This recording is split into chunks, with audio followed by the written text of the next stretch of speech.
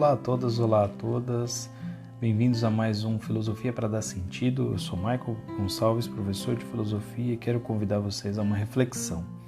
Nesse capítulo de hoje eu queria discutir ou apresentar uma reflexão, um ensaio sobre a questão da arrogância. E talvez a gente esteja num mundo cheio de exemplos suficientes para a gente ter uma imagem e que talvez isso vai facilitar um pouco o meu trabalho aqui de refletir sobre esse tema. Beleza? Então, vem comigo que vai dar sentido.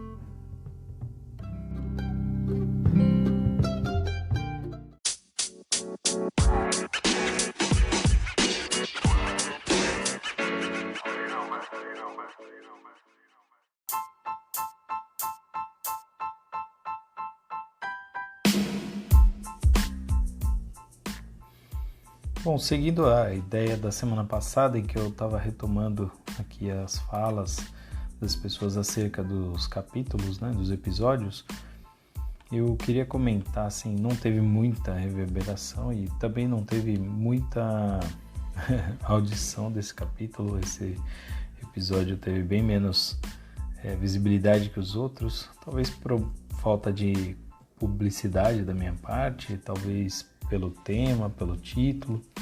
Eu estou ainda descobrindo o que funciona e como é o melhor caminho, né, para seguir em frente. Mas teve uma fala muito interessante, entre outras, do meu amigo Leonardo, e aproveito já para dizer que, além do podcast estar em 6 plataformas e agora uma 7ª, que é o Deezer, temos também um canal no YouTube com um vídeo já rodando, já funcionando, e a luta para construir novos conteúdos aí, novos materiais e manter uma atividade sempre constante. E aí o Leonardo viu o vídeo no YouTube e disse o seguinte: pessoalmente o vídeo me causou um impacto muito forte, mas por uma coisa muito simples, que nós damos significado para a vida e as coisas. E as indagações que você apresenta me fizeram lembrar disso nesse momento, porque sinto que com a pandemia eu havia esquecido o significado da vida, mas também que eu dou significado para ela. Dessa forma, queria agradecer e tal. Muito legal, é um amigo muito querido e que já tem conversado, né? A gente entrou numa conversa sobre arrogância mesmo. Eu questionei aqui sobre arrogância e ele falou, ó, talvez, a pergunta era: o que dizer para alguém arrogante? Ele respondeu, né, que silêncio é a melhor resposta, né? E aí a gente começou uma conversa a partir daí. Bom, e eu acho que eu ainda quero incentivar mais a comunidade a participar mais, a comentar mais. Eu acho que da minha parte precisa de um pouco mais de ação, mas também queria convidar as pessoas a esse movimento e vamos seguir para a pauta. Bora lá então.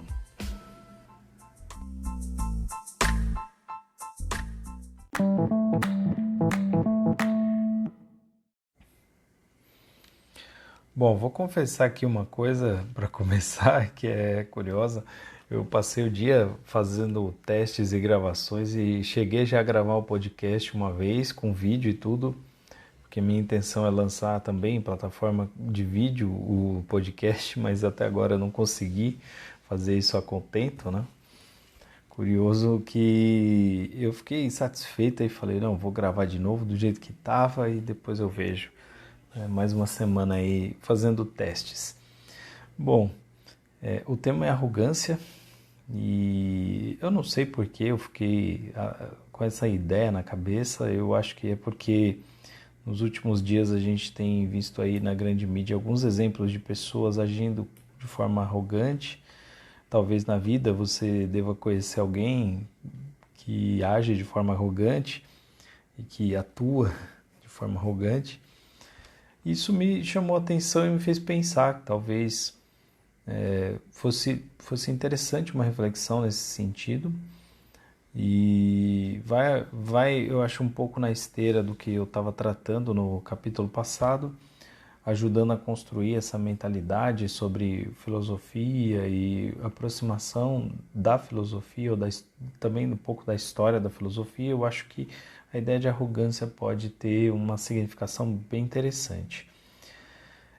Se a gente der um retrocesso aí, a gente vai perceber que nem sempre a ideia de arrogância foi uma ideia ruim. Sério? Sério. Pois é, na sociedade grega antiga, a ideia de arrogância não era necessariamente ruim, porque aderia à ideia de híbris. Não tem uma tradução boa em português, não tem uma versão suficiente em português que dê sentido, significação concreta para a palavra híbris, mas quando a gente procura o significado dela, a gente encontra uma formulação mais ou menos assim, como noção e disposição psíquica que nomeia o excesso, descomedimento, ausência de limites, a desmedida que poderia colocar em risco a distribuição das forças, em permanente relação e disputa, que governam e ordenam internamente o universo em seu dinamismo. Né? Talvez uma ação tão poderosa que meio que atrapalha tudo ao redor, né? Que não deixa com que outras forças exerçam sua tensão, né? Sua potência. Tem um pensador que eu gosto muito, um historiador da filosofia e do homem grego, que é o Jean-Pierre Vernant, e ele fala que a híbris do guerreiro em ação, de sua raiva furiosa, da raiva demente, que faz o guerreiro que combate com o rosto desfigurado pela fúria ser comparado ao lobo ou ao cão ensandecidos. Então, para concepção, para uma reflexão a respeito do que era ser soldado na Grécia, nesse contexto, ser arrogante é bom, porque esquecer tudo ao redor, não ouvir nada do que está acontecendo ao redor e partir para a ação para a qual você foi programado, para a qual você está decidido a atuar. Então hoje um exemplo próximo talvez seria a ação dentro de um octógono, né? Vamos pensar no MMA, que talvez tenha atingido aí a popularidade um pouco maior entre as artes marciais nas mídias, né? E que o sujeito pode ser humilde nas prévias da luta, pode ser humilde após a luta, pode conversar com o seu oponente antes da luta conversar e até mesmo cumprimentá-lo em alguns momentos durante a luta. Mas enquanto ele está na ação resoluta da luta em si, ele não pode titubear na sua arrogância. Ele precisa agir dessa forma, né? Talvez com alguns limites, porque existem regras no jogo ali. Mas é importante quando surge essa raiva furiosa, essa raiva demente, essa potência desfigurada pela fúria, né? Que pode ser a explosão de um momento, não a luta inteira, mas na explosão de um momento. Que na luta inteira provavelmente faria perder, porque essa coisa furiosa e demente é facilmente dominada por alguém mais equilibrado, né? No contexto da luta. E aí até convido meu amigo Fernando Chui, que é mais conhecedor disso, a comentar, porque realmente valeria um adendo aí da compreensão dele, o que ele acha dessa inserção da ideia de híbris ou de arrogância na luta, né? A gente deve conhecer bons lutadores arrogantes, ou que agem de forma arrogante, assim como a gente deve conhecer outros tipos de figura pública que agem dessa forma, com arrogância, sem limites, sem pensar muito, sem cautela, né? E a ação arrogante é uma ação que hoje, na nossa sociedade, é considerada ruim, porque está muito associada à ideia de egoísmo, muito associada à ideia de alguém que realmente não considera o outro e que desvaloriza o outro, e que pela sua ação tenta desmontar o outro, né? Não tanto pelo conteúdo, mas pela talvez intocabilidade, talvez pela sua altivez, acaba se tornando alguém que não é alcançado. E nesse caso, provavelmente totalmente fechado à reflexão, né?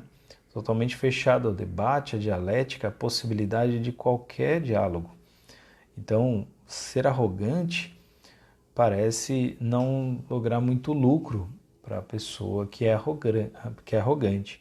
Parece que, de alguma forma, o universo, as pessoas ao redor, todo mundo vai reagir a essa arrogância e tentar enfrentá-la, né? Ou não. A gente sabe também de algumas situações nas quais a arrogância ganha uma espécie de enquadramento diferente que parece ser uma certa força para enfrentar situações que talvez exijam uma força maior, talvez exijam uma força, uma violência um pouco maior, né, do que aquela que você é meio que capaz de praticar, né? Eu já vou explicar o que eu estou querendo dizer com isso, porque essa ideia de híbris, ela não era de todo negativa, ela era a atitude do aristocrata, né? Em certa medida, naquela sociedade, ser arrogante era assumir o seu papel, assumir o seu lugar, era o que se esperava muitas vezes do sujeito quando ele estava na sua ação, no seu ofício. Enquanto político, num debate, se esperava a arrogância do político, no sentido dele lutar ferozmente e, quando terminava o debate, que ele pudesse conversar tranquilamente com seus interlocutores, não ficar guardando a mágoa, porque da mesma forma que ele foi quase inconscientemente na luta, enfrentando ali, ele não guardaria as marcas daquela, o que é muito difícil, é fácil dizer, mas é difícil fazer.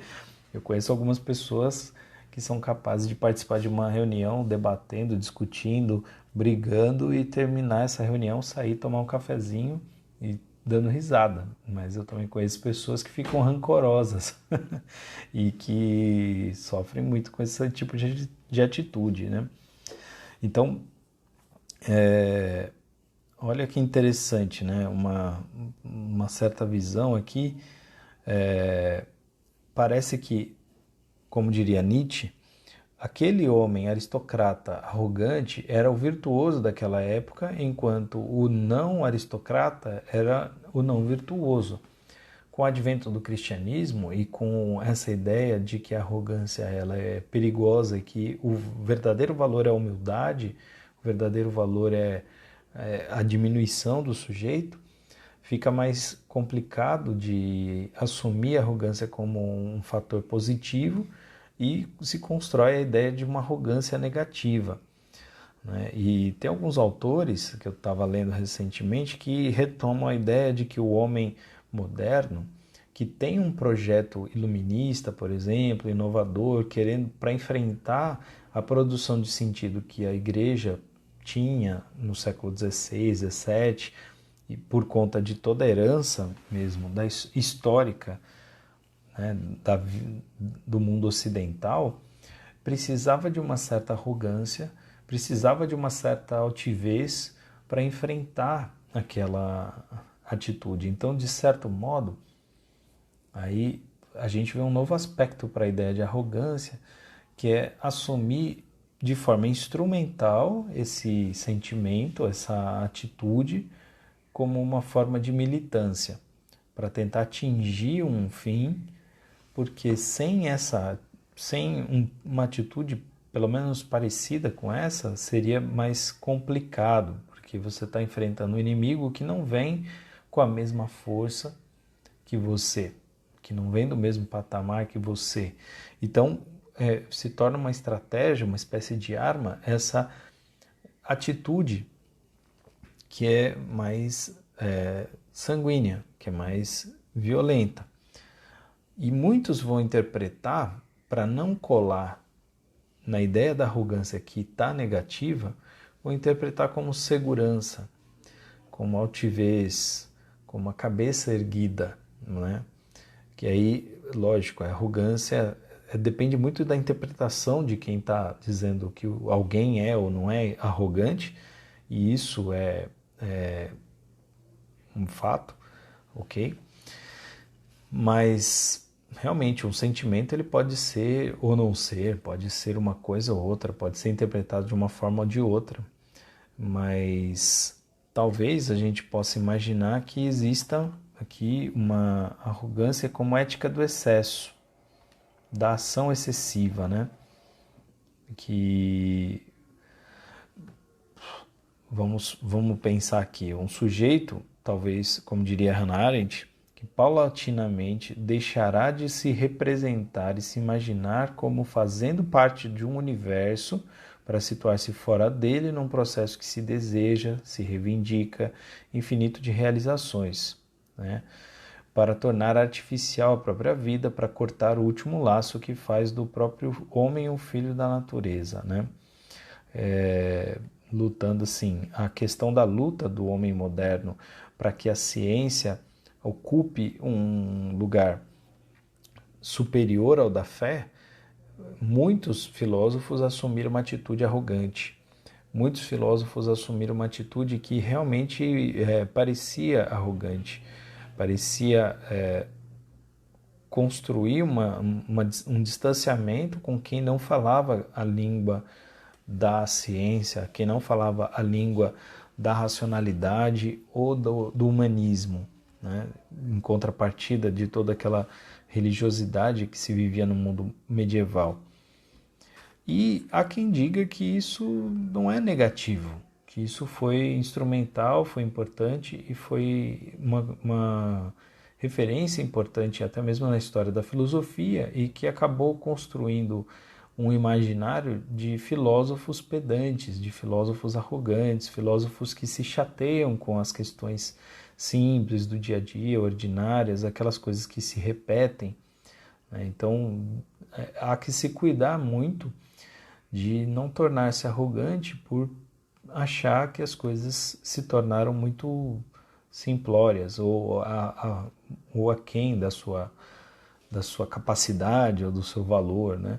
E muitas vezes a pessoa que age dessa forma precisa de alguém para interpretar e dizer para ela, olha, acho que você está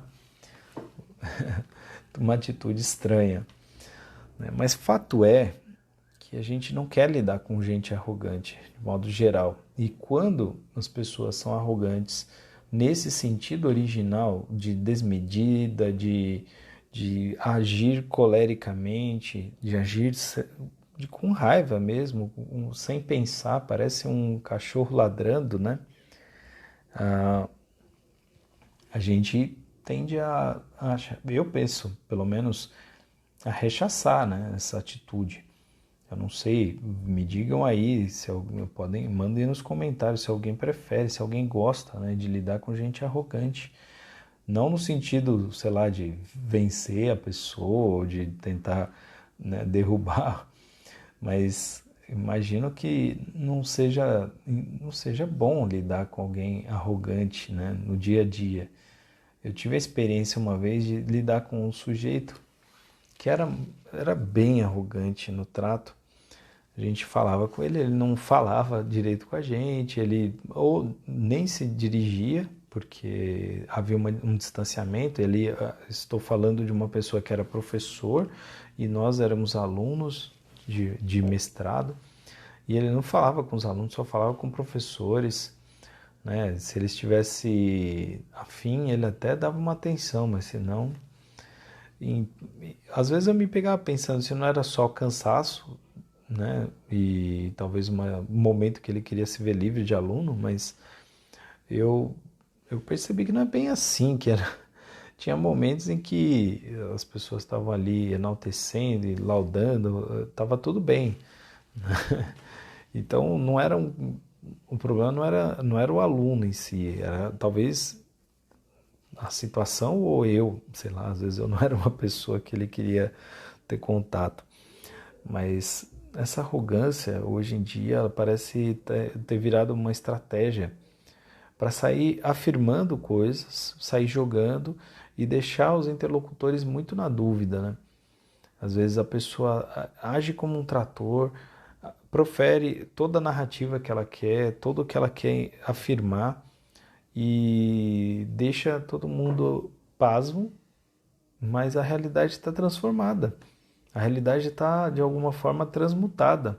E está todo mundo vivendo a chateação de ter que lidar com aquelas afirmações, de tentar encontrar sentido para aquelas afirmações que nem mesmo a pessoa parece ter clareza, parece ter conhecimento.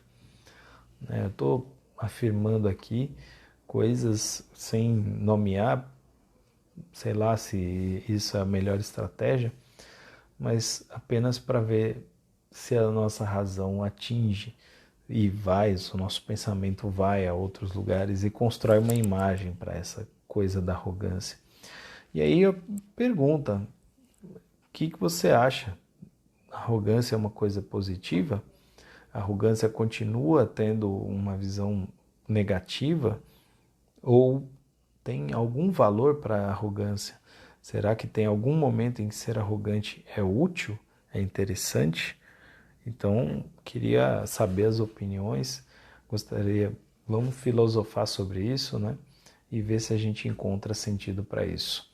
Então, muito obrigado, até o próximo episódio.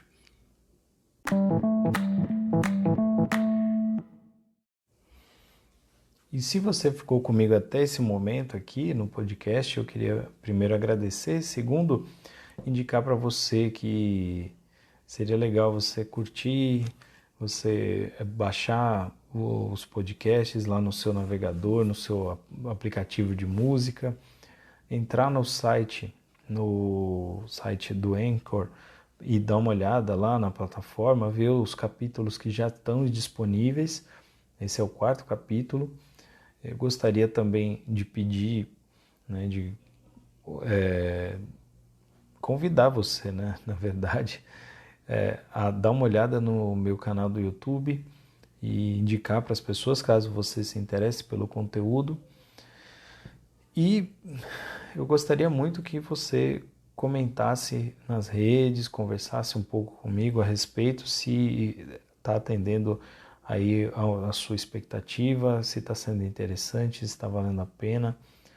Vamos fazer juntos esse processo, esse negócio. Eu gostaria que houvesse uma comunidade ativa nesse sentido, tá bom? Então, até mais, boa semana para vocês, até o próximo.